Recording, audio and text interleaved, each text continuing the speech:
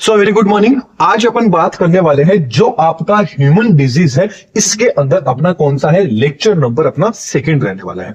आप सबको पता है अपनी साइंस बेच की कंप्लीट सीरीज चल रही है, जिसके अंदर सबसे पहले अपन ने बायोलॉजी लिया था।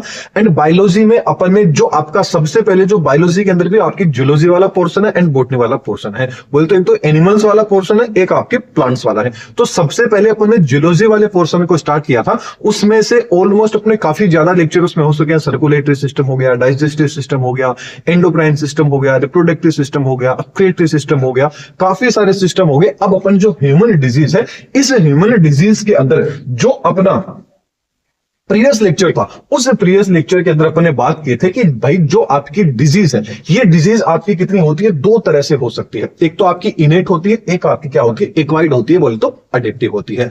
अब जो आपकी इनेट होती है वो तो क्या होती है, इनेट मतलब कैसी होगी, जन्मजात, मतलब बचपन से ही होगी, उसमें आपकी जेनेटिक डिजीज आ जाती है। उनको बाद में डिस्कस करेंगे। फिर अपन ने बात किया था कि जो एक्वायर्ड डिजीज थी, बोले तो उपार्जित जो आपकी बीमारियां थी, रोग थे, डिजीज थी, वो आपकी कितनी तरह की थी, दो तरह की थी। पहली तो थी आपकी कम्युनिकेबल, दूसरी थी नॉन कम्युनिकेबल। जो आपकी कम्युनिकेबल है, इसके अंदर क्या होती है, कम्युनिकेबल मतलब सीधी सी बात है कम्युनिकेशन होता है, ये दो लोगों के बीच में होता है। तो सीधी सी बात है, ये भी एक से दूसरे इंसान के अंदर की डिजीज फैल सकती है। नॉन कम्युनिकेबल वो होती है जो क्या होती है, एक सिंगल तक ही सीमित रहती है। मतलब कोई भी पीड़ा है, कोई भी कष्ट आए, वो सिंगल आदमी को खुद ही क्या करना पड़ेगा, भोगना पड़ेगा, उसको देखना पड़ेगा। जबकि कम्युनिकेबल वाला क्या कर सकता है, उसको शेयर कर सकता है डिजीज को, खुद के है तो ले तो भी इसका मजा ले ले, इस तरह से वो दे सकता है। तो जो आपकी कम्युनिकेबल डिजीज थी, इनके अंदर प्रीवियस लेक्चर में अपन ने जो बैक्टीरिया से होने वाली कौन सी होती है, इसके अलावा फंजाई से, फंगस से होने वाली कौन सी होती है, हेलमिंथेस बोले तो वर्म से होने वाली कौन कौन सी डिजीज होती है, इनको अपन ने अभी तक कंप्लीट पढ़ लिया है। अब आज वाला जो अपना लेक्चर रहेगा, उसके अंदर अपन कम्युनिकेबल डिजीज के अंदर क्या कर लेंगे, जो वायरस से होने वाली है एंड जो आपके प्रोटोजोआ से होने वाली है, इन दोनों के ऊपर आज अपना क्या रहेगा, मेन फोकस रहेगा। इन दोनों को इस लेक्चर में क्या कर लेंगे, कवर कर लेंगे। अगला जो अपना लेक्चर रहेगा, उसमें कोशिश करेंगे ये चैप्टर भी आपका क्या हो जाए, कंप्लीट हो जाए, जिसके अंदर अपन जो नॉन कम्युनिकेबल डिजीज है इनको देख लेंगे एंड आपकी जो जेनेटिक डिजीज है, बोले तो इनेट वाली, उनको अपन डिस्कस कर लेंगे। तो चलिए, मेन जो आज अपना फोकस रहेगा, सबसे पहले रहेगा वायरस से होने वाली डिजीज कौन कौन सी है। तो वायरस में होने वाली जो सबसे पहली डिजीज आ जाती है, वो सबसे खतरनाक है, वो कौन सी है, आपकी एड्स है। तो कंप्लीट जो अभी तक अपने डिजीज वाला पोर्शन देख रहे हैं ना, इसमें एक तो आपकी जो बैक्टीरिया से होने वाली डिजीज है, एक जो वायरस से होने वाली डिजीज है। ये दोनों क्या है, काफी ज्यादा बड़ी है। तो बैक्टीरिया वाली को पहले ही देख चुके हैं, वायरस वाले को देख लेते हैं। इसमें भी काफी ज्यादा आपकी डिजीज होती है। इनमें सबसे पहली आ जाती है आपकी एड्स आ जाती है।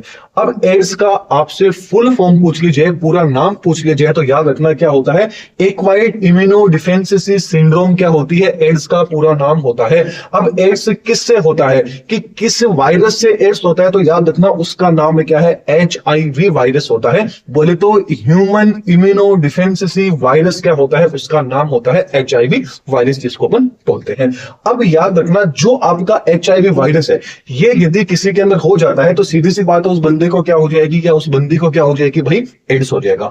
अब ये जो एड्स होता है, ये सबसे पहले, क्योंकि आप सबको पता है कि अपना जो कंप्लीट इम्यून सिस्टम है, इस इम्यून सिस्टम मतलब यदि आप सबको पता है कि कोई भी डिजीज होती है, कोई भी बैक्टीरिया आता है, कोई भी वायरस आता है, वो सबसे पहले कहां करता है, जैसे सपोज कीजिए कि कोई भी भाई आतंकवादी आएगा, वो सबसे पहले क्या करेगा, बॉर्डर से घुसपैठ करेगा, बॉर्डर पे सबसे पहले लड़ेगा।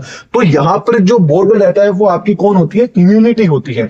ये सबसे पहले क्या कर देगा, आपके बॉर्डर पे जो भी आपकी सेना है, उसको क्या कर देगा, तबाह कर देगा, उसको खत्म कर देगा। बोले तो सबसे पहले आपके इम्यून सिस्टम को ही क्या कर देगा, वीक कर देगा, जिससे क्या होता है, आपका जो शरीर होता है वो बीमार पड़ने लग जाता है। इसका रीजन क्या होता है, क्योंकि आपके शरीर में जो टी लिम्फोसाइट्स रहती है, ये लिम्फोसाइट्स को क्या कर देता है, खत्म कर देता है, बोले तो सफाया इसका कर देता है, इसकी कमी ला देता है। अब इसकी कमी लेके आ जाएगा तो क्या हो जाएगा, आपकी रोग प्रतिरोधक क्षमता रहेगी, इम्यूनिटी रहेगी, वो कमजोर हो जाएगी, जिससे आप क्या होने लग जाओगे, बार बार क्या होने लग जाओगे, बीमार रहने लग जाओगे। अब इसके फैलने के तरीके क्या है, कि भाई किस रीजन से एड्स हो सकता है, क्या क्या रीजन है। तो इसमें सबसे पहला रीजन आ जाता है असुरक्षित यौन संबंध, बोले तो अनप्रोटेक्टेड, यदि आप सेक्स करते हैं तो क्या हो सकता है, आपको एड्स हो सकता है।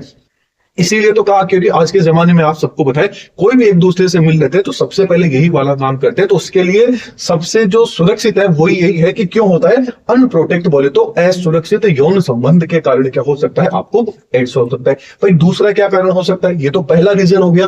दूसरा रीजन हो सकता है कि मान लीजिए कोई पहले से कोई ऐसा इंसान था जिसको क्या था भाई, एड्स था, उसको HIV था, लेकिन उसका जो ब्लड था वो ब्लड आपके शरीर में डायरेक्ट इनडायरेक्ट तरीके से कैसे चला गया।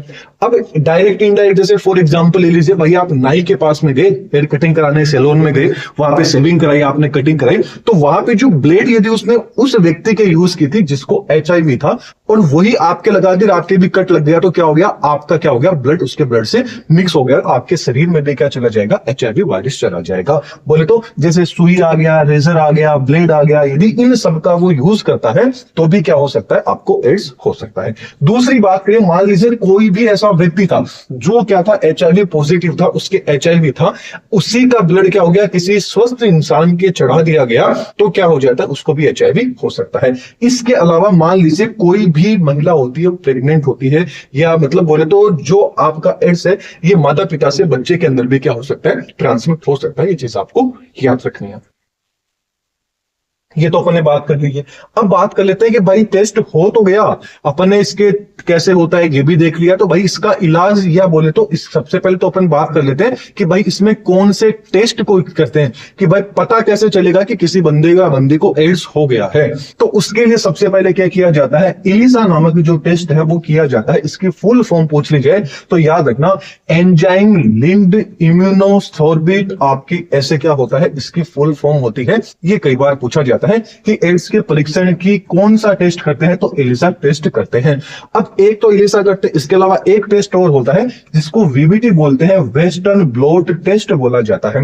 ये क्या होता है, आपका कंफर्मेशनल टेस्ट होता है, मतलब इस टेस्ट से कंफर्म हो जाएगा आपको कि एक्चुअल में आपको HIV है या नहीं है। इसके अलावा एक और किया जाता है जिसका नाम है PCR। PCR की फुल फॉर्म पूछी जाए तो पॉली चेन रिएक्शन टेस्ट भी किया जाता है। तो भाई अपन ने टेस्ट का भी देख लिया कि भाई कौन से टेस्ट से पता चल गया। अब मान लीजिए पता चल गया कि भाई किसी को एड्स हो गया है, तो भाई अब उसका इलाज भी तो होना चाहिए। तो भाई इलाज क्या है, तो इसका वैसे तो कोई परमानेंट इलाज नहीं है, लेकिन एक्चुअल में क्या होता है, एक AZT करके बोले तो एजिडोथाइमिडीन क्या होती है, टेबलेट आती है, दवा आती है, इसका यूज किया जाता है। इसके अलावा ART थेरेपी दी जाती है।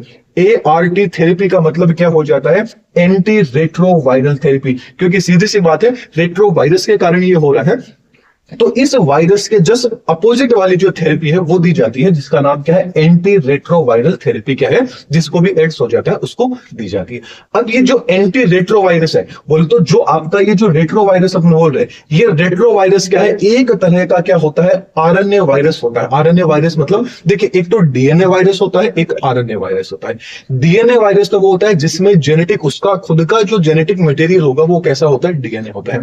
लेकिन जो आपका रेट्रोवायरस है उसमें जेनेटिक मटेरियल, अनुवांशिक पदार्थ होता है, वो DNA नहीं होके क्या होता है, RNA होता है। इसीलिए जो आपका RNA, जो आपका वायरस होता है, ये DNA वायरस से ज्यादा खतरनाक होते हैं। मतलब RNA वायरस वाले ज्यादा खतरनाक होते हैं एज ए कंपेयर जो आपके DNA वायरस होते हैं। इसलिए जो आपका रेट्रो वायरस है, इसके अंदर अनुवांशिक पदार्थ कौन सा होता है, आपका RNA होता है। एंड जो आपका HIV वाला वायरस होता है, एड्स वाला वायरस होता है, वो क्या होता है, सिंगल स्टैंड क्या होता है, आपका RNA होता है। कैसा होता है, सिंगल स्टैंड आपका RNA वायरस होता है। ये चीज आपको पता होनी चाहिए। चलिए आगे बात कर लेते हैं कि भाई जो अब एड्स है, इस एड्स को देखिए, क्योंकि सीधी सी बात है, इसकी कोई पर्टिकुलर दवाई नहीं है कि भाई किसी को हो गया, इंजेक्शन दिया वो सही हो गया।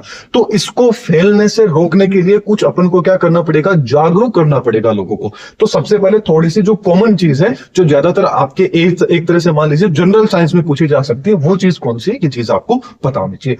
पहली आ जाती है कि भाई एक संस्था है इंडिया के अंदर जिसका नाम है NACO, जिसको अपन बोलते हैं। तो इसका फुल फॉर्म क्या हो गया, नेशनल एड्स कंट्रोल ऑर्गेनाइजेशन है, जो क्या चलाती है, अभियान चलाती है कि भाई लोग क्या हो जाए, जागरूक हो जाए। इसके अलावा क्या आ जाती है, RSACS आपकी क्या आ जाती है, एक संस्था है जिसको बोला जाता है Rajasthan state AIDS control society के नाम से भी इसको जाना जाता है। राजस्थान के बारे में पूछ लिया जाए तो भाई ये वाली आपको फुल फॉर्म याद रखने, पूरे देश के बारे में पूछ लीजिए तो ये वाली संस्था है। अब पूछ लिया जाए कि भाई जो एड्स दिवस है ये किस दिन मनाया जाता है, तो हर जो आपकी 1 दिसंबर आती है उस 1 दिसंबर को एड्स दिवस के रूप में जाना जाता है।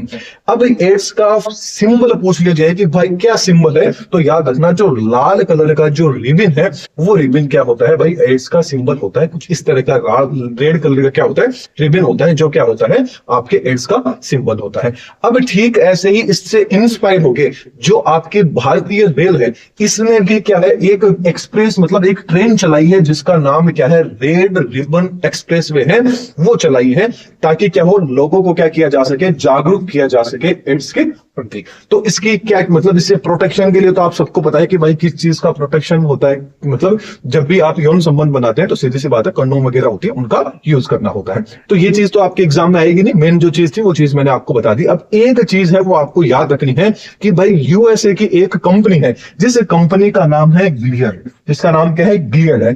इस गिलियड ने दावा किया है कि इन्होंने एक वैक्सीन बनाई है। उस वैक्सीन का नाम पूछ लिया जाए तो याद रखना लेनका पावर वैक्सीन करके एक वैक्सीन बनाई है। ये बताते हैं कि भाई हमने एड्स की क्या बना ली है, वैक्सीन बना ली है, लेकिन इस वैक्सीन को अभी कंप्लीट तरीके से WHO के द्वारा अप्रूव नहीं किया गया है। इसका अभी ट्रायल चल रहा है।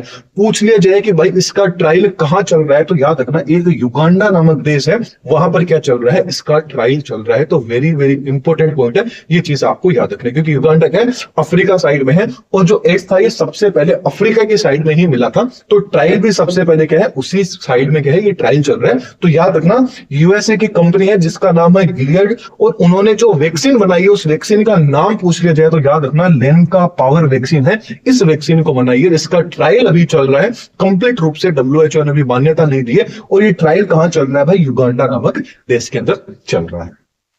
चलिए ये अपना कंप्लीट हो जाता है आपका एड्स। अगला आ जाता है आपका डेंगू फीवर। जो आपका डेंगू फीवर है इसको हड्डी तोड़ बुखार के नाम से भी जाना जाता है, बोले तो ब्रेक बोन आपके फीवर के नाम से भी इसको जाना जाता है।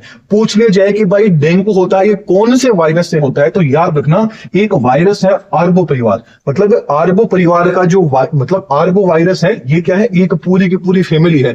इस फैमिली का एक सदस्य है जिसका नाम क्या होता है, डेन वायरस होता है। तो याद रखना आर्बो वायरस आ जाए या डेन वायरस आ जाए तो आपको क्या करना है, इनमें से एक को सिलेक्ट कर लेना है। दोनों नाम कभी भी एग्जाम में साथ में नहीं आएंगे, या तो आर्बो वायरस आएगा या आपका डेन वायरस आएगा। आई थिंक डेन वायरस से तो आप सब समझ जाओगे भाई डेंगू का वायरस है एंड आर्बो वायरस का क्या है, डेन वायरस सदस्य है।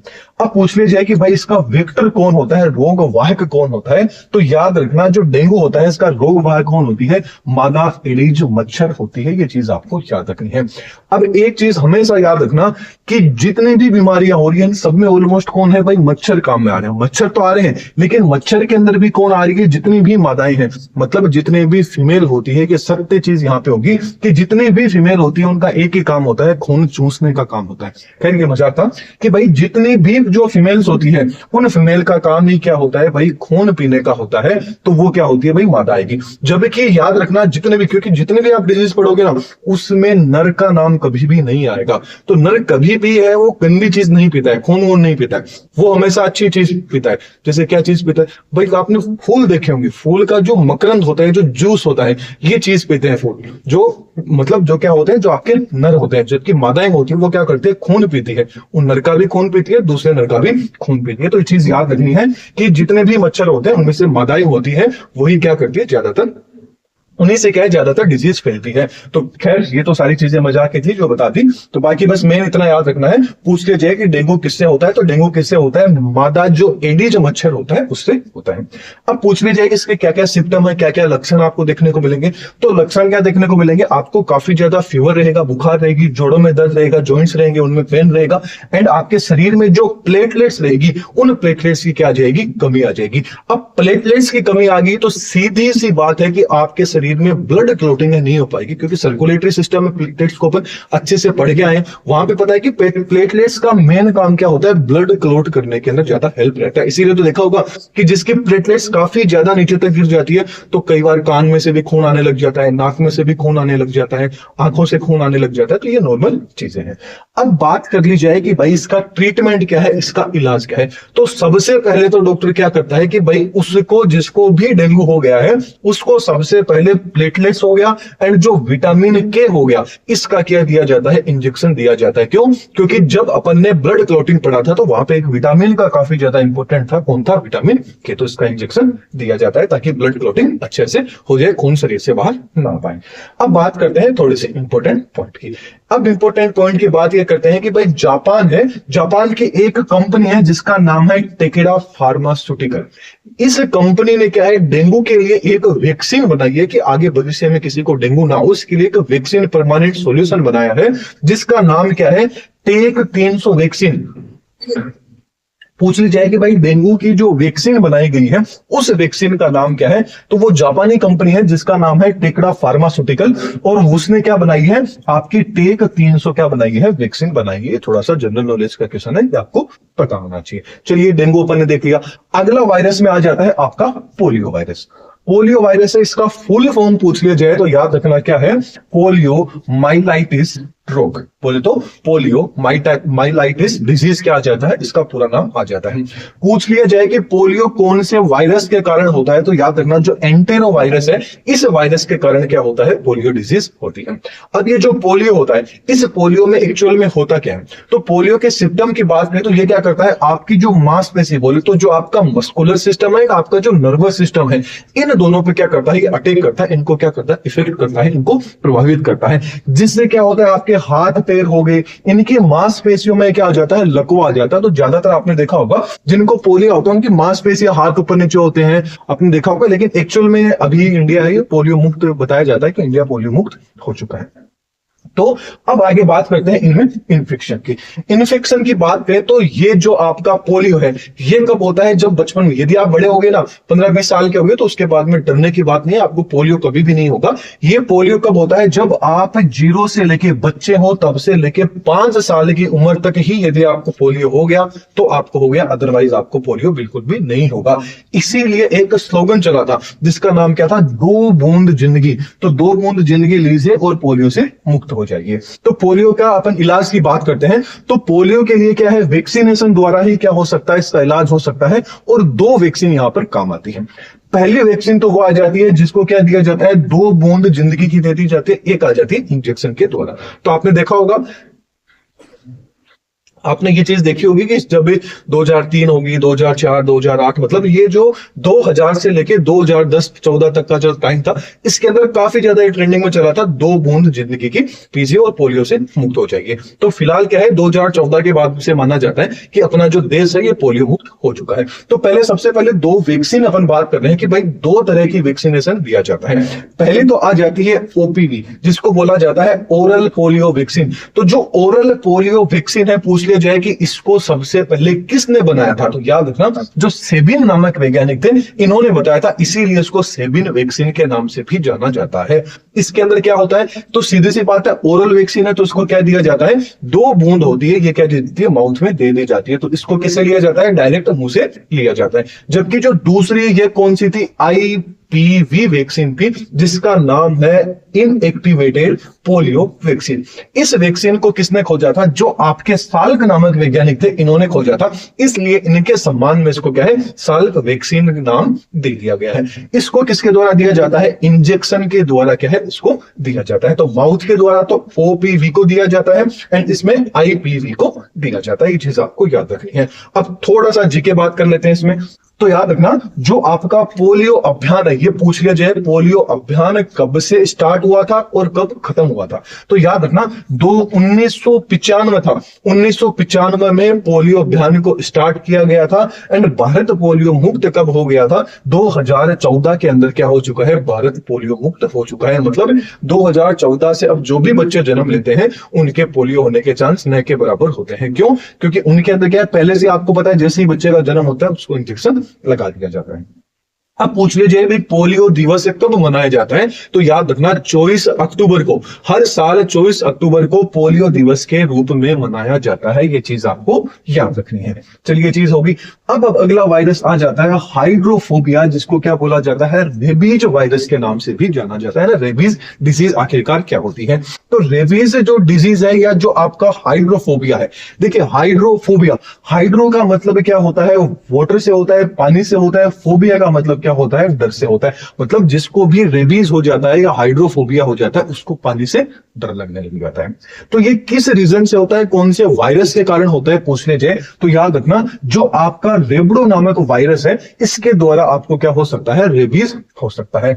अब ये इन्फेक्शन क्यों होता है, कब होता है, जब कोई भी इस वायरस से इन्फेक्टेड है, वो यदि व्यक्ति या वो जीव है वो आपको काट लेता है तो आपको क्या हो सकता है, रेबीज डिजीज है ये आपको हो सकती है। जनरली ये कुत्ते के काटने से हो सकती है, बिल्ली के काटने से हो सकती है, बंदर के एंड आपके चमगादड़ के काटने से ये चीजें हो सकती है। इसके लक्षण क्या है, तो ये जो आपका रेबीज वायरस होता है ना, ये डायरेक्ट आपका जो सेंट्रल नर्वस सिस्टम होता है ना, जो आपका सीएनएस रहता है, डायरेक्ट क्या कर देता है, इस पे अटैक कर देता है, जिसका अटैक क्या होता है, आपकी जो मांसपेशियां हैं एंड जो आपका तंत्रिका तंत्र है इस पे क्या कर लेता है, ये इफेक्ट कर लेता है, इसको पकड़ लेता है। इसका इलाज क्या है, तो इलाज के लिए सीधी सी बात है, एंटी रेबीज के जो टीके हैं वो टीके लगाए जाते हैं। पहले आपने सुना था कि काफी टाइम पहले तक, मतलब 2012-13 या इससे भी थोड़ा सा पीछे लेके चले 2000 तक, जब भी किसी को भी कुत्ता वगैरह काट लेता था, बोले तो रेबीज हो जाता था, तो उसके पेट के चारों, जो पेट में जो नाभि होती है इसके चारों ओर 14 इंजेक्शन लगाए जाते थे। लेकिन फिर ये चीज WHO के पास में गई, आगे की साइड में गई कि भाई ये तो काफी ज्यादा दर्द है कि इंसान को रेबीज होने का डर नहीं है, उसको यह कि यदि एक बार कुत्ते ने काट लिया, रेबीज ने काट लिया, तो भाई वो इंजेक्शन 14 कौन खाएगा। तो उसके लिए क्या किया गया, फिर एक कमेटी बनाई गई, लोगों से बातचीत की गई, फिर इंजेक्शन की जो संख्या थी वो 14 से कितनी कर दी गई, 3 से 5 कर दी गई। 3 से 5 टीके हैं ये आपको लगते हैं यदि आपको रेबीज डिजीज हो जाती है, रेबीज वायरस हो जाता है, बोले तो कुत्ता बिल्ली यदि कुछ भी कोई काट लेता है। तो ये चीज आपको याद रखनी है कि जब भी आपको कुत्ता काट ले, बिल्ली काट ले, कोई भी आपको जीव काट ले, तो आपको सबसे पहले क्या है, जो डॉक्टर के पास जाना है, डॉक्टर जो भी चीज बताए उसको करना है। यदि वो रेबीज के इंजेक्शन के लिए बोलता है तो आपको लगा लेनी चाहिए।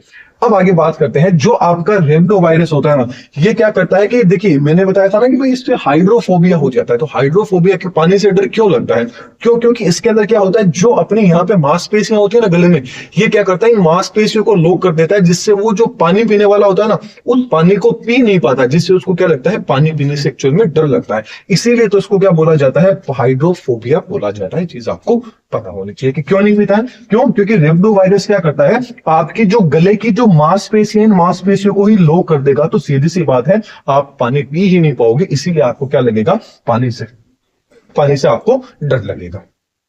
चलिए आगे आ जाता है आपका चेचक, जिसको क्या बोला जाता है, बड़ी माता बोला जाता है, लेकिन इसको लार्ज पॉक्स नहीं बोलेंगे अपन, इसको क्या बोला जाता है, स्मॉल पॉक्स के नाम से जाना जाता है, चेचक बोला जाता है। अब बात करें कि ये किस वायरस से होती है, क्यों होता है, तो ये एक वायरस है जिसका नाम है वेरियोला वायरस। तो याद रखना, पूछ लिया जाए चेचक या जो स्मॉल पॉक्स है, बोले तो बड़ी माता है, ये किसके कारण होती है, ये आपकी वेरियोला नामक वायरस के कारण होती है। इसके सिम्टम क्या, इसमें होता क्या है, तो इसमें क्या होता है कि जो आपकी स्किन रहती है उसके ऊपर फोले बन जाते हैं। ये निशान क्या रहते हैं, परमानेंट रहते हैं, मतलब सही भी हो जाते हैं, तो थोड़े थोड़े हल्के हल्के आपके स्किन के ऊपर ये जो बड़ी माता है स्मॉल पॉक्स के आपको देखने को मिलते हैं। इसमें क्या आता है, साथ में आपको तेज बुखार है, वो तेज बुखार भी आपको महसूस होता है। इस चेचक की अपन बात करें तो भाई इस चेचक का जो टीका है ये सबसे पहले किसने बनाया था, पूछ लिया जाए तो जो आपके एडवर्ड जेनर थे, इन्होंने सबसे पहले चेचक का क्या किया था, टीके का आविष्कार किया था। एंड याद रखना कि भारत है जो अपना इंडिया है, ये प्रेजेंट में क्या हो चुका है, चेचक मुक्त हो चुका है। और ये भी पूछ लिया जाए कि भाई विश्व का सबसे पहला टीका कौन सा था, तो पूरी दुनिया का, पूरे वर्ल्ड का, पूरे विश्व का जो पहला टीका था वो कौन सा था, भाई आपके चेचक का टीका था। वेरी इंपॉर्टेंट पॉइंट है, इस पॉइंट को आपको याद रखना है। चलिए आगे बात कर लेते हैं आपके चिकन पॉक्स की। बोले तो छोटी माता की बात कर लेते हैं, चिकन पॉक्स की अपन बात कर लेते हैं। चिकन पॉक्स की बात करें, पूछ लिया जाए कि चिकन पॉक्स है या जो छोटी माता है ये कौन से वायरस के कारण होती है, तो याद रखना वेरिसेला जोस्टर नामक जो वायरस होता है, जिसको VZV वायरस के नाम से भी जाना जाता है। इसमें एक्चुअल में क्या होता है, आपके शरीर पर सेम वही तेज बुखार आता है और शरीर पर क्या होते हैं, पानी के फफोले बन जाते हैं। इसका मेन क्या है, चिकन पॉक्स का क्या लगाया जाता है, इसमें टीका लगाया जाता है, या आपकी क्या आ जाती है, चिकन पॉक्स वाली डिजीज आ जाती है। आगे आ जाता है आपका चिकनगुनिया। तो देखिए आपने कभी अभी राजस्थान में यदि आप रहते हैं तो आपने देखा होगा छोटी माता जिसको बोला जाता है कि भाई जिस किसी के भी हो जाता है, वो छोटी माता वाली जो डिजीज रहती है ना, आपके शरीर पे हो जाते हैं दाने दाने, जिसमें अपन शीतला माता को धोखते हैं, वो यही वाली डिजीज है चिकन पॉक्स वाली। चलिए अब बात कर लेते हैं चिकनगुनिया। चिकनगुनिया की बात करें तो चिकनगुनिया आखिरकार किसके कारण होता है, कौन से वायरस के कारण होता है, तो याद रखना जो आपका अल्फा वायरस बोल लीजिए, टोगा वायरस बोल लीजिए या चिक वायरस बोल लीजिए, इनके कारण क्या होती है, आपकी चिकनगुनिया आपको होता है। इसमें भी क्या होता है, जो मादा एडीज मच्छर होती है वो यहाँ पर एज ए वेक्टर का वाहक का काम करती है। इसमें सिम्टम क्या होता है, इसमें भी वही होता है कि आपको तेज बुखार हो जाएगी एंड आपके जो जोड़े रहेंगे, मतलब जो आपके जॉइंट्स रहेंगे, उन जॉइंट्स में क्या रहेगा, काफी ज्यादा दर्द रहेगा। तो इसका इलाज क्या है, इसका ट्रीटमेंट क्या है, तो इसमें आपको क्या किया जाता है, इक्स्टिक नामक जो वैक्सीन होती है, इस वैक्सीन का आपको टीका लगाया जाता है। ये वैक्सीन आपको लगाई जाती है ताकि आपको क्या हो, चिकनगुनिया ना हो। अब बात कर लेते हैं नॉर्मली अपन बात करें कॉमन कोल्ड की। तो जो कॉमन कोल्ड है, सर्दी जुकाम, आपको अभी तो सीधी सी बात है ठंड का समय स्टार्ट हो गया तो सबको ये देखने को मिलेगा। तो ये आपका क्या होता है, किसके कारण होता है, राइनो वायरस के कारण होता है। तो पूछ लिया जाए कि जो कॉमन कोल्ड है, सामान्य जुकाम है, ये कौन से वायरस के कारण होता है, तो ये आपके राइनो वायरस के कारण होता है। इसमें क्या होता है, तो सीधी सी बात है, नाक इसमें बहेगा, छींक आएगी, खांसी आएगी, सर में दर्द रहेगा और भी काफी ज्यादा क्या रहते हैं, सिम्टम रहते हैं। इसका इलाज वैसे पर्टिकुलर नहीं है, इसमें आपको नाक बह है तो वो अलग से दवाई दे देंगे, खांसी आ रही है तो उसके अलग से दवाई दे देंगे। जो जो आपके सिम्टम रहेंगे उसके अकॉर्डिंग क्या दी जाती है, आपको यहाँ पे दवाई दी जाती है, बोलते तो एंटीबायोटिक्स दी जाती है। ये आपका क्या आ जाता है, कॉमन कोल्ड आ जाता है। अब आगे बात कर लेते हैं आपके स्वाइन फ्लू की। तो स्वाइन फ्लू होता है कि कौन से वायरस के कारण होता है, तो याद रखना H1N1 नामक जो वायरस होता है उसके कारण आपको क्या हो सकता है, स्वाइन फ्लू हो सकता है। इसका दूसरा नाम क्या है, ह्यूमन इन्फ्लुएंजा, या बोले तो मानव का जुकाम नाम से भी क्या है, इसको बोला जाता है। तो स्वाइन फ्लू का दूसरा नाम क्या होता है, ह्यूमन इन्फ्लुएंजा नाम होता है। इसके अलावा इसका ट्रीटमेंट क्या है, तो इसमें एक दवा दी जाती है जिसका नाम क्या है, टेमीफ्लू नामक इसमें दवाई दी जाती है, इसको स्वाइन फ्लू हो जाता है। अब बात कर लेते हैं, ये जो स्वाइन फ्लू डिजीज रहती है, ये याद रखना जानवरों से मनुष्यों के अंदर आई है। और जो भी डिजीज होती है जानवर से यदि किसी एनिमल से किसी ह्यूमन में आती है, तो ऐसी डिजीज को क्या बोला जाता है, जूनोटिक डिजीज के नाम से जाना जाता है। जू का मतलब क्या हो जाता है, जानवर से हो जाता है। तो ऐसे तो पूछ लिया जाए कि भाई जूनोटिक डिजीज कौन सी होती है, तो जूनोटिक डिजीज वो होती है जिससे क्या होता है, जानवर से कोई भी बीमारी है वो किस में आ जाती है, ह्यूमंस में आ जाती है, मनुष्यों में आ जाती है। जबकि जो स्वाइन फ्लू का वायरस है, ये वायरस सबसे पहले ह्यूमन तक कैसे पहुंचा, तो ह्यूमन तक पहुंचने का जरिया कौन था, भाई सूअर से सबसे पहले किस में आया है, मनुष्य के अंदर आया है। ये चीज आपको याद रखना है, स्वाइन फ्लू वाला वायरस। आगे आ जाता है आपका ब्लड फ्लू। ब्लड फ्लू की बात करें तो ये जो ब्लड फ्लू भी आपका है, ये भी एक तरह की क्या होती है, जूनोटिक डिजीज होती है। ये भी क्या होती है, एक मतलब जो जानवर होता है उससे किस में आई है, इंसानों में आई है। जैसे कि कोई भी मान लीजिए ये जो वायरस है ब्लड फ्लू वाला, जिसका नाम क्या है, H5N1 वायरस है। ये वायरस यदि मान लीजिए किसी भी पक्षी को था, उस पक्षी को आपने मारा, काटा पीटा और उसको खा लिया। फॉर एग्जांपल ज्यादातर मुर्गे को खाया जाता है, मुर्गी को खाया जाता है। तो जो लोग ये खाते हैं उनके अंदर क्या है, ये वायरस सबसे ज्यादा पहले पहुंच जाता है। इसका दूसरा नाम पूछ लिया जाए कि भाई बर्ड फ्लू का दूसरा नाम क्या है, तो इसका क्या है, एवियन इन्फ्लुएंजा नाम से जाना जाता है। बोले तो पक्षियों के जुकाम के नाम से इसको जाना जाता है। इसका ट्रीटमेंट क्या है, इसका भी सेम वही ट्रीटमेंट है जो आपकी टेमीफ्लू नामक दवा है। इस दवा का क्या किया जाता है, यूज किया जाता है आपके ब्लड फ्लू के अंदर। आगे आपका आ जाता है हिपेटाइटिस। हिपेटाइटिस की बात करें तो देखिए हिपेटाइटिस, हिपे का मतलब क्या होता है, लीवर से आ जाता है। अपन ने डाइजेस्टिव सिस्टम पढ़ा था तब मैंने आपको बताया था। तो टाइटिस का मतलब क्या आ जाता है, कोई भी स्वेलिंग होगी, दर्द हो गया, इससे रिलेटेड आ जाता है। तो जो हिपेटाइटिस से आपकी डिजीज रहती है, रोग रहता है, इसमें इफेक्ट कौन होता है भाई, आपका लीवर रहता है। लीवर में दर्द और सूजन आपको क्या होती है, महसूस होती है। इसके अलावा बात करें तो जो आपका हिपेटाइटिस होता है, ये आपका कितने टाइप का, ऑलमोस्ट 5 तरह का होता है। कई जगह आपको 6 तरह का भी देखने को मिल जाएगा। तो 5 तरह का कौन कौन सा होता है, hepatitis A, hepatitis B, hepatitis C, hepatitis D and आपका हिपेटाइटिस ई आ जाता है। इसके अलावा ये किस को इफेक्ट करता है, मतलब इसका सिम्टम क्या होता है, तो इसमें सीधी सी बात है, आपका जो लीवर होता है ये लीवर प्रभावित होता है। लीवर में थोड़ी सी सूजन आ जाती है और लीवर में दर्द आपको महसूस होता है। इसका इलाज क्या है, यदि आपको हिपेटाइटिस ए हो चुका है तो हिपेटाइटिस ए का टीका लग जाएगा, हिपेटाइटिस बी है तो हिपेटाइटिस बी का लग जाएगा, सी है तो सी का टीका लग जाएगा, डी है तो डी का टीका लग जाएगा, ई है तो आपको हिपेटाइटिस ई का क्या लग जाएगा, टीका लग जाएगा। तो सबसे इजी है वो आपका हिपेटाइटिस वाला ही है, जिसमें जो भी आपको हुआ है सेम उसी की क्या लगेगी, आपको वैक्सीन लगेगी। अब जो आपका हिपेटाइटिस है, आयुर्वेदा के अंदर भी इसकी एक दवा है। इस दवा का नाम क्या है कि आपका एक लिप्टा नामक क्या होता है, अलवा करके पौधा आता है। इस पौधे से क्या बनाई जाती है, आयुर्वेदा में हिपेटाइटिस की क्या बनाई जाती है, दवाई बना जाती है। तो इस नाम को आपको याद रखना है कि पूछ लिया जाए कि भाई आयुर्वेदा के अंदर कौन से पौधे के द्वारा हिपेटाइटिस जो डिजीज है उसकी दवाई बनाई जाती है, तो एक लिप्टा जो अलवा नामक पौधा है इसके द्वारा बनाई जाती है। चलिए आगे बात कर लेते हैं जो आपका जिका वायरस है इसके बारे में। जो आपका जिका वायरस है इसका नाम पूछ लिया जाए कि जिका वायरस किसके कारण है, तो सेम इसी का वही नाम है, कौन है, आपका जिका वायरस के कारण ये होता है। इसका वाहक पूछ लिया जाए, वेक्टर पूछ लिया जाए कि भाई किससे फैलता है ये, तो किससे फैलता है, वही चीज आ जाती है मादा एडीज मच्छर से। जितनी भी मादाएं होती है उन्हीं से डिजीज फैलती है। आगे बात कर लेते हैं लक्षण की, बोले तो इसके क्या क्या सिम्टम हो सकते हैं, क्या सिम्टम होते हैं। तो ये जो जिका वायरस है ये ज्यादातर कब होता है, जिस टाइम पे कोई भी महिला क्या होती है, गर्भवती होती है, उन टाइम पे यदि उसको मादा एडीज मच्छर ने क्या कर लिया, काट लिया, बाइट कर लिया, और उस मादा एडीज मच्छर है वो ऑलरेडी इन्फेक्टेड है किससे, जिका वायरस से, तो उसके लार से, उसके माउथ से क्या जाएगा, उसे फीमेल के अंदर चला जाएगा, उस मादा में चला जाएगा, उस महिला में चला जाएगा, जिससे क्या होगा, उस गर्भवती महिला के पेट में जो बच्चा पल रहा है उस बच्चे पे क्या करेगा, वो सबसे पहले इफेक्ट करेगा और उसका जो मानसिक विकास रहेगा बच्चे का, उसके मानसिक विकास को क्या कर देगा, वो रोक देता है। तो जिका वायरस क्या करता है, गर्भवती महिला के अंदर जो बच्चा रहता है उस बच्चे के मानसिक विकास को क्या कर देता है, रोक देता है। ये चीज आपको पता होनी चाहिए। अब एक आ जाता है सार्स वायरस, ये काफी इंपॉर्टेंट है। पहले तो सार्स की फुल फॉर्म पूछ ली जाए तो याद रखना, एक इस एस का मतलब तो सार्वियर हो गया, ए का मतलब एक्यूट हो गया, आर का मतलब रेस्पिरेटरी हो गया, एस का मतलब सिंड्रोम हो गया। बोले तो सीवियर एक्यूट रेस्पिरेटरी सिंड्रोम नाम से आ जाता है। रेस्पिरेटरी सिंड्रोम मतलब आपके श्वसन तंत्र को क्या करेगा, ये सबसे पहले इफेक्ट करता है।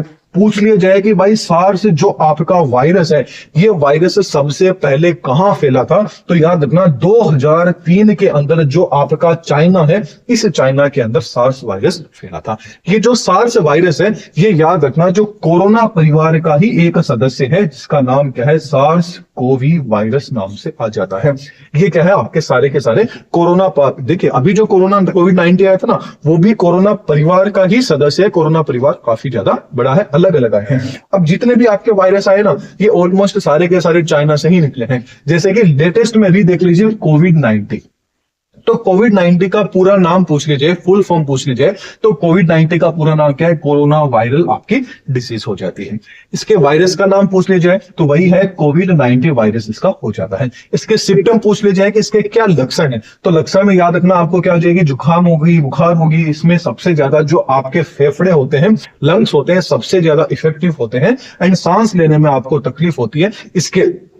इसके अलावा कोविड से आपकी क्या हो सकती है, मृत्यु भी हो सकती थी, प्रेजेंट टाइम में नहीं है, जिस टाइम पे ये था उस टाइम की बात की है। अब बात करते हैं जिसको भी कोविड-19 हो जाता है तो उसके लिए कौन सा टेस्ट किया जाता है, कौन सा परीक्षण किया जाता है। तो याद रखना उस टाइम पे काफी ज्यादा नाम चला था RT-PCR कराइए, कि भाई जिसको भी कोविड के सिम्टम आपको महसूस हो रहे हैं तो भाई सीधा सा डॉक्टर क्या लिखता है, RT-PCR कराइए। RT-PCR का मतलब क्या है, reverse transcription polymerase chain reaction होती है, क्योंकि जो आपका कोविड वायरस था ये किस पे था भाई, आपका एक तरह का डीएनए वायरस था। क्या था आपका, डीएनए वायरस, सॉरी आपका कैसा, आरएनए वायरस था। तो इसमें क्या कराई जाती है, reverse transcription polymerase chain reaction कराई जाती है, जिससे पता चल जाए कि आपको कोविड है या आपको कोविड नहीं है। अब जो आपका कोविड है, इस कोविड को याद रखना, पूछ लिया जाए कि कोविड कहां से फैला था, तो याद रखना चीन का जो वुहान शहर था, उस वुहान शहर से क्या था, कोविड-19 आपका फैला था। कब फैला था, 2019 के अंदर फैला था। ये किससे आया था, तो याद रखना ये भी एक तरह की जेनेटिक डिजीज होती है। जेनेटिक डिजीज कौन सी होती है, जो जानवर से इंसान में आई है। तो ये किससे, चमगादड़ से किससे आई है, इंसानों में आई है, ऐसा माना जाता है। ये चीज आपको याद रखनी है। अब जो आपका कोविड-19 है, याद रखना इंडिया में पूछ लिया जाए कि कोविड-19 का जो प्रथम रोगी था, पहला रोगी था, वो कहां पर मिला था, तो याद रखना कहां मिला था, आपके केरल के अंदर मिला था। जबकि पूछ ले जाए कोविड-19 से इंडिया के अंदर सबसे पहली डेथ कहां पे हुई थी, मृत्यु कहां पे हुई थी, तो कर्नाटका के अंदर क्या हुई थी, सबसे पहले कोविड-19 के कारण क्या हो गई थी, डेथ हो गई थी। अब बात कर लेते हैं इसके इलाज की। तो याद रखना इसका इलाज क्या है, ओनली फॉर वैक्सीनेशन ही क्या है, इसका इलाज है। अब काफी सारी वैक्सीन बनी थी उस टाइम पे, आप सबको पता है, तो इन वैक्सीन के बारे में आपको पता होना चाहिए। यहां से क्वेश्चन आपको देखने को मिल सकता है, वेरी इंपॉर्टेंट वाला पोर्शन रहने वाला है। तो सबसे पहले एक वैक्सीन थी जो कि आप बनाई थी, रूस ने बनाई थी। तो उस वैक्सीन का नाम क्या था, वो थी आपकी स्पुतनिक वैक्सीन। तो पूछ लिया जाए कि रूस के द्वारा बनाई गई वैक्सीन कौन सी थी, स्पुतनिक थी, या पूछ लिया जाए कि जो स्पुतनिक वैक्सीन थी ये किसने बनाई थी, वो आपके रूस ने बनाई थी।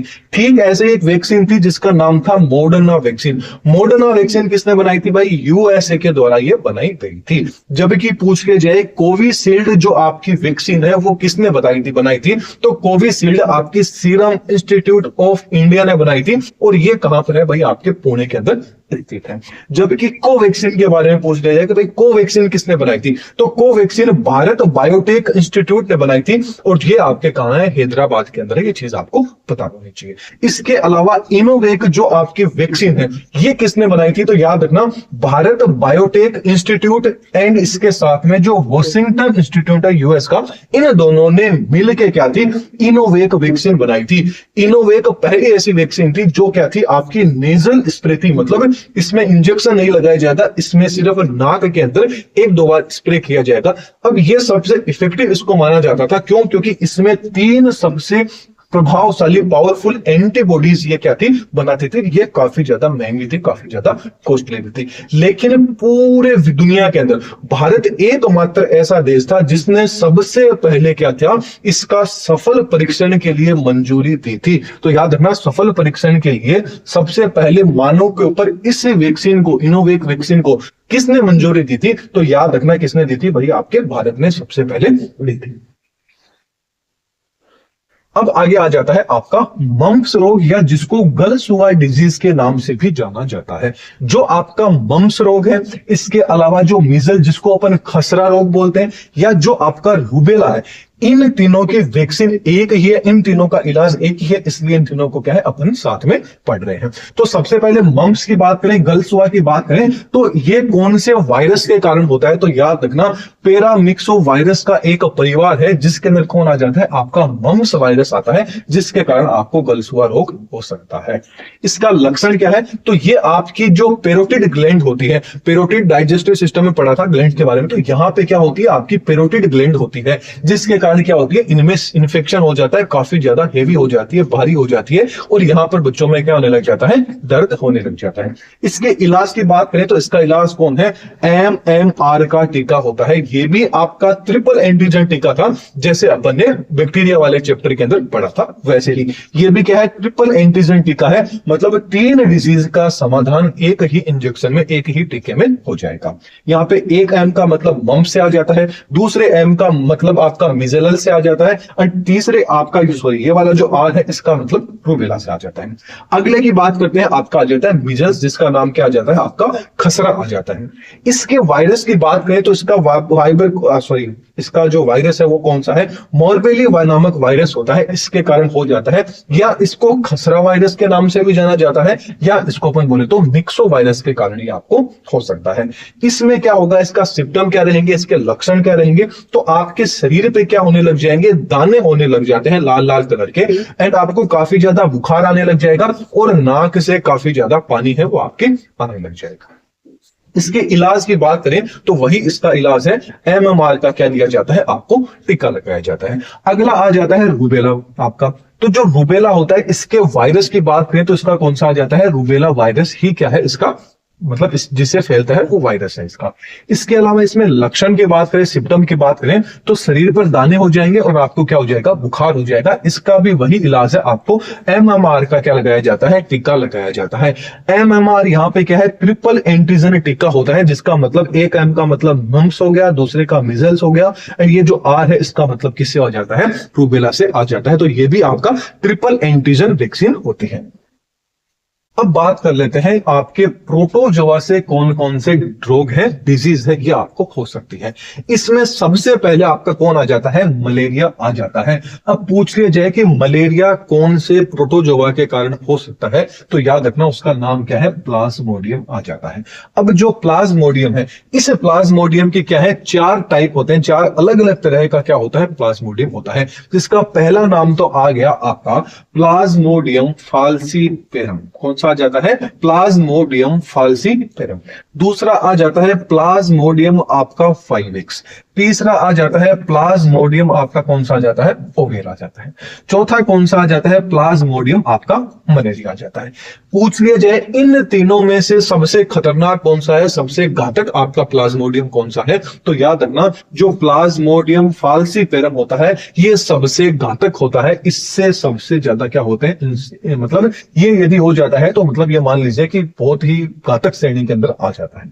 अब बात कर लेते हैं कि भाई इसका रोग वाहक कौन होता है, तो प्लाज्मोडियम किसके कारण होता है, तो याद रखना जो मादा एनाफ्लीज मच्छर है इसका वेक्टर है, मतलब जो मादा एनाफ्लीज मच्छर रहेगी उसके अंदर यदि प्लाज्मोडियम प्रेजेंट है, यदि वो इन्फेक्टेड है प्लाज्मोडियम से, तो वो जिस टाइम पे किसी भी स्वस्थ मनुष्य का ब्लड सक करेगी उस टाइम पे क्या जाएगा, ये उसके अंदर चला जाएगा, ये जो प्लाज्मोडियम था ये प्लाज्मोडियम उसमें चला जाएगा और प्लाज्मोडियम की लाइफ साइकिल स्टार्ट हो जाएगी। तो यहां पे भी कौन है, मादा एनाफ्लीज है, मतलब सारे के सारे वायरस, प्रोटोजोन्स, बैक्टीरिया सब कुछ कह रहे हैं कि भाई सबका एक ही है, कौन है भाई, मादा है। कौन है, जितनी भी मादाएं होती हैं वो क्या होती है, मादाएं मच्छर है, यही क्या करती है, रोग वाहक का काम करती है। तो ये याद रखना जितनी भी मादा मच्छर रहेगी उन्हीं से जो बीमारियां हैं वो आपकी होती है। इसके अलावा जो प्लाज्मोडियम की जो लाइफ साइकिल है ये याद रखना 2 स्टेज के अंदर 2 चरणों के अंदर कंप्लीट होती है। कौन कौन सी, पहली स्टेज तो कंप्लीट होती है मादा एनाफ्लीज जो मच्छर होती है इसके अंदर, दूसरी किसमें होते हैं, अंदर होती है ह्यूमंस के अंदर। जैसे ही मान लीजिए कोई प्लाज्मोडियम था, वो प्लाज्मोडियम मादा एनाफ्लीज मच्छर के अंदर चला गया, तो उसकी पहली लाइफ साइकिल स्टार्ट हो जाएगी। वो लाइफ साइकिल कैसी रहेगी, उसकी सेक्सुअल रहेगी, बोले तो लैंगिक अवस्था रहेगी। लेकिन जैसे ही मच्छर ने किसी ह्यूमंस के अंदर, मतलब किसी भी ह्यूमंस को बाइट किया, अब उस ह्यूमन के अंदर ये जो प्लाज्मोडियम था, ये प्लाज्मोडियम मादा एनाफ्लीज मच्छर के थ्रू चला गया, तो क्या हो जाएगा, उस मनुष्य के अंदर उसकी दूसरी स्टेज स्टार्ट हो जाएगी प्लाज्मोडियम की, जिसका नाम क्या है, आपकी एसेक्सुअल स्टेज स्टार्ट हो जाती है। चीज आपको याद रखना है। अब पूछ लिया जाए कि भाई जो मलेरिया का जो टेस्ट है वो टेस्ट क्या किया जाता है, उसको क्या बोलते हैं, तो rapid blood test for malaria parasite, मतलब जो मलेरिया का जो पैरासाइट होता है ना वो कौन से स्टेज में है, इसलिए क्या किया जाता है, बार बार क्या किया जाता है, जिसको भी मलेरिया हो जाता है बार बार में उसका क्या जाता है, ब्लड टेस्ट किया जाता है, ताकि ये देखा जाए कि भाई जो प्लाज्मोडियम का जो लार्वा था वो कौन से स्टेज के अंदर पहुंच चुका है, मतलब उसका जो पैरासाइट है वो पैरासाइट आपके कौन से स्टेज के अंदर है, इसलिए बार बार ब्लड टेस्ट किया जाता है। अब आगे बात कर लेते हैं इसके लक्षण क्या होते हैं। तो जो आपका मलेरिया होता है, ये मलेरिया सबसे ज्यादा जो प्रभाव होता है वो किस पे करता है भाई, आपकी जो स्प्लीन होती है, जो प्लिया होती है, उसको सबसे पहले क्या करता है, इफेक्ट करता है। क्यों, क्योंकि जो आपकी प्लिया होती है इसी के अंदर तो जो आपकी आरबीसी होती है, सॉरी, जो आपकी रेड ब्लड सेल्स रहती है वो क्या होती है, स्टोर होती है किसमें, प्लीहा के अंदर। मैंने बताया था सिक्कों के रूप में। इस तरह से सिक्कों के रूप में क्या होती है आपकी प्लीहा के अंदर क्या होती है, आरबीसी आपकी स्टोर होती है। तो ये क्या करेगा, सबसे पहले आपका जो वीक पॉइंट रहेगा वहीं पे क्या कर देगा, इफेक्ट कर देगा। उसके अलावा और क्या होता है, आपको क्या होगी, थोड़ी मतलब पहले ठंड लगेगी, फिर नॉर्मल हो जाओगे, वापिस से जोरदार ठंड लगेगी, तो ठंड के साथ में आपको कंपी छूटती है और तेज बुखार आ जाता है यदि आपको मलेरिया हो चुका है। तो इसका इलाज क्या है, तो इसका इलाज है एक सिनकोना ऑफिसिनेलिस नामक क्या आता है, एक प्लांट आता है, पादप आता है। उस पादप में से किसको निकाला जाता है, कुनेन नामक जो औषधि है, उस औषधि को, उस कुनेन को उसमें से निकाला जाता है। फिर इस कुनेन से क्या होती है, एक तो क्लोरोक्विन या बोले तो प्राइमाक्विन नामक जो दवाइयां होती है, इन दवाइयों को बनाया जाता है। ओवरऑल बात करें तो इसके लिए कौन है भाई, जो कुनेन आपकी औषधि होती है, इसका क्या किया जाता है, यूज लिया जाता है। अब बात करें कि भाई मच्छर से बचने के क्या क्या उपाय हो सकते हैं, तो मच्छर से बचने का सीधा सा उपाय है, एक तो भाई आपको मच्छरदानी का यूज करना पड़ेगा, या इसके अलावा जहां पर भी जहां कोई तालाब है वहां पे यदि मान लीजिए पानी इकट्ठा हो रहा है, या आपने घर में थोड़ा सा पानी रख रखा है, तो उनके अंदर क्या है, आप एक मछली को डाल दीजिए। इस मछली का नाम है गेम्बुसुया। कौन, गेम्बुसुया जो मछली है, इस मछली को यदि उसमें डाल देते हैं तो फिर चाहे कोई भी मच्छर होता है, उस मच्छर का जो भी लार्वा होता है, ये उनके लार्वा को क्या कर लेती है, खा लेती है। तो ये क्या करेगी, मच्छर के लार्वा को क्या है, खा जाती है, जिससे उसके अंदर लार्वा पनप ही नहीं पाएंगे, लार्वा होंगे ही नहीं, तो सीधी सी बात है मच्छर का ओरिजिन भी नहीं होगा। इसके अलावा भी दूसरा ऑप्शन है कि भाई जो पानी होता है, इस पानी पे आप क्या करोगे, केरोसिन जो तेल होता है, उस तेल के क्या दे दोगे, छींटे दे दोगे, जिससे क्या होता है, पानी का जो सरफेस टेंशन रहता है, मतलब जो पृष्ठ तनाव रहता है, वो क्या हो जाता है आपका, कम हो जाता है, जिससे जो लार्वा ऊपर तैर रहे थे, वो लार्वा क्या होते हैं, मच्छर के लार्वा डूब जाएंगे, तो सीधे सी बात है उनकी क्या हो जाएगी, डेथ हो जाएगी। इसके अलावा एक क्राइसेंथिया नामक पादप आता है, प्लांट होता है, उस प्लांट से क्या होता है, पायरेथीन नामक एक केमिकल होता है, एक रसायन होता है, उसको उसमें से निकाला जाता है। ये केमिकल का यूज जो आप मच्छर भगाने के लिए जो अगरबत्ती लाते हैं ना, उस अगरबत्ती में इसका क्या किया जाता है, यूज किया जाता है। तो बोले तो जो पायरेथेंथिन रसायन है, इस रसायन से मच्छरों से छुटकारा पाया जा सकता है। चलिए आगे आ जाता है आपका अगला प्रोटोजोआ से होने वाला लेशमानियासिस, या जिसको काला आजार के नाम से भी जाना जाता है। जो काला आजार डिजीज होती है, पूछ ले जाए कौन से प्रोटोजोआ के कारण होता है, तो याद रखना जो लेशमेनिया नामक जो प्रोटोजोआ है, उसके कारण ये डिजीज होती है। अब इसका रोग वाहक पूछ लिया जाए, इसका वेक्टर पूछ लिया जाए कि भाई वाहक कौन है, तो इसका वाहक कौन होता है, जो सैंड फ्लाई होती है, जिसको अपन बालू मक्खी के नाम से जानते हैं, उसके कारण ये होता है। अब इसके लक्षण क्या हो गए भाई, किसी को हो गया काला आजार तो क्या होगा, तो इसमें क्या होते हैं, शरीर के ऊपर फोड़े हो जाते हैं, बोले तो फुंसियां हो जाती है, काले काले कलर की, ब्लैक ब्लैक कलर की, एक तरह से जैसे देखने को मिलेगा जैसे शरीर थोड़ा सा गल रहा है, वैसा हो जाएगा। साथ में क्या हो जाएगी, आपको तेज बुखार हो जाएगी। इसका सीधा सा इलाज है, यदि आपको हो जाता है तो आपको एंटीबायोटिक्स दवाइयां होती है वो दी जाती है, और आप क्या हो जाते हैं, सही हो जाते हैं। अगली जो डिजीज आ जाती है वो आ जाती है ट्राइपेनोसोमाइसिस डिजीज आ जाती है, जिसको अफ्रीकन निंद्रा रोग के नाम से जाना जाता है, बोले तो आपकी स्लीपिंग सिकनेस के नाम से इसको जाना जाता है। ये किसके कारण होता है, तो याद रखना एक प्रोटोजोआ होता है जिसका नाम है ट्रिप्नोसोमा। इस ट्रिप्नोसोमा प्रोटोजोआ के कारण आपको निंद्रा रोग हो सकता है, स्लीपिंग आपको सिकनेस हो सकता है। इसके रोग वाहक की बात करें, वेक्टर की बात करें, तो ये जो सीसी फ्लाई होती है, बोले तो सीसी मक्खी होती है, उसके कारण ये होता है। इसके अलावा इसमें क्या आ जाता है, आपको नींद आएगी एंड मस्तिष्क का क्या आ जाएगा, बुखार हो जाएगा। सीधी सी बात है कि यदि आपको ये जो प्रोटोजोआ था, ये प्रोटोजोआ आपके शरीर में पहुंच गया, तो सीधी सी बात है स्लीपिंग आपको सिकनेस हो जाएगी, मतलब काफी ज्यादा एक तरह से बेहोशी की हालत में रहोगे। बोले तो पूरे दिन आप सोते ही रहोगे, 24 घंटे में से 20 घंटे, 22 घंटे, 23 घंटे आपको नींद ही नींद आएगी। एक तरह से ऐसा लगेगा जैसे कि मत तो बस भाई अलग ही दुनिया में पहुंच गए हैं। इसका इलाज क्या है, तो इसका इलाज क्या होता है भाई, एंटीबायोटिक्स क्या होती है, इसका भी वही इलाज है कि भाई एंटीबायोटिक ले लीजिए आप, ठीक हो जाओगे। आगे आ जाता है अमीबिया पेचिस, जिसको अमीबियासिस भी बोला जाता है। तो जो अमीबिया पेचिस होता है ये किसके कारण, कौन से प्रोटोजोआ के कारण होता है, तो याद रखना अमीबा जो एंट अमीबा हिस्टोलिटिका होता है उसके कारण होता है। ये कब होता है, तो याद रखना इसका इन्फेक्शन होता है जब आप कोई भी कंटीमेटेड वाटर पी लेते हैं, बोले तो दूषित पानी पी लेते हैं, तो आपको ये हो सकता है। इसके अलावा इसका लक्षण क्या होता है, तो इससे क्या होता है भाई, आपके पेट में काफी ज्यादा दर्द रहेगा और जो आपको लूज मोशन होंगे उनके साथ में थोड़ा थोड़ा आपको ब्लड है वो ब्लड भी देखने को मिलेगा। क्यों देखने को मिलेगा, कैसे देखने को मिलेगा, जिस टाइम पे आप इसकी लाइफ साइकिल पढ़ोगे तब आपको अच्छे से समझ में आ जाएगा। अब बात करते हैं इसके इलाज की। लाइफ साइकिल आपके सिलेबस में है नहीं तो वो चीज डिस्कस नहीं करेंगे। इलाज की बात करें तो इसमें भी वही है, आपको एंटीबायोटिक्स है, इन एंटीबायोटिक्स को आपको दिया जाता है। तो ये सीधी सी बात है, खून की दस्त के साथ में यदि ब्लड आ रहा है तो सीधी सी बात है आपकी ब्लड वेसल्स रहेगी उनको रप्चर कर देगा। चलिए आगे आ जाता है आपका ल्यूकोरिया डिजीज या ट्राइकोमोनियासिस डिजीज। क्या होती है बोले तो ल्यूकोरिया। ल्यूकोरिया की बात करें तो ल्यूकोरिया किसके कारण होता है, ट्राइकोमोनास वेजिनेलिस नामक जो प्रोटोजोआ होता है उसके कारण होता है। एंड ये जो ल्यूकोरिया डिजीज है ये ओनली फॉर महिलाओं के अंदर ही आपको देखने को मिलेगी, ओनली फॉर महिलाओं में ही आपको देखने को मिलेगी, ओनली फॉर फीमेल्स में ही होती है।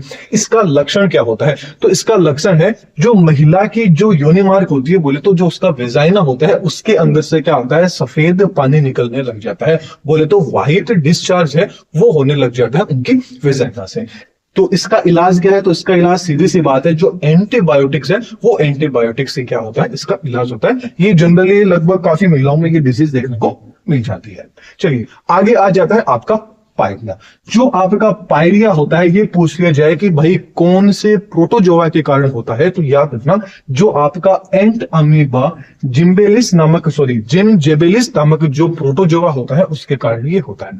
इसका पूछ लिया जाए कि भाई किस मतलब इसका इन्फेक्शन कब होता है, कैसे होता है, जब आप कोई भी दूषित जल होता है, वाटर होता है, उसको आप पी लेते हैं तो आपको पायरिया हो सकता है। इसके अंदर क्या होते हैं, सिम्टम क्या होते हैं, तो जो आपके मसूड़े रहते हैं उनके अंदर मवाद आ जाएगी, बोले तो पस आ जाएगा। एंड मुख से क्या होती है, काफी ज्यादा दुर्गंध आती है, काफी ज्यादा स्मेल आती है। इसका भी इलाज वही है, एंटीबायोटिक्स होता है। तो ये चीज आई थिंक आपको समझ में आ गई होगी। अभी तक अपन ने क्या देख लिया कि जो आपके इनेट थी कि भाई जो आपकी डिजीज थी ये दो तरह के थे, एक तो इनेट था, एक आपका एक्वायर्ड था।